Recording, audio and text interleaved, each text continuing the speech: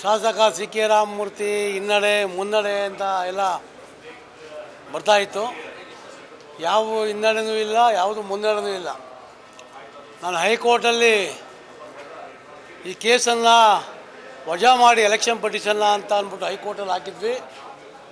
ಹೈಕೋರ್ಟಲ್ಲಿ ಇಲ್ಲ trial fix ಮಾಡ್ತೀವಿ ಅಂತ ಹಾಕಿದ್ರು. ಇದ್ರ ಮೇಲೆ ಸುಪ್ರೀಂ ಕೋರ್ಟ್ಗೆ ಹೋಗಿ ಇದು ಹಾಕಿರೋಂಥ ಇದೇ ಸರಿ ಇಲ್ಲ, ಇದು ವಜಾ ಮಾಡಿ ಅಂತ ನಾವು ಸುಪ್ರೀಂ ಕೋರ್ಟ್ ಕೇಳ್ಕೊಂಡಾಗ ಎಗೇನ್ ಸುಪ್ರೀಂ ಕೋರ್ಟಲ್ಲಿ ಇಲ್ಲ ನೀವು ಟ್ರಯಲ್ಗೆ ಹೋಗಿ ಅಂತ ಕಳಿಸಿರೋದು.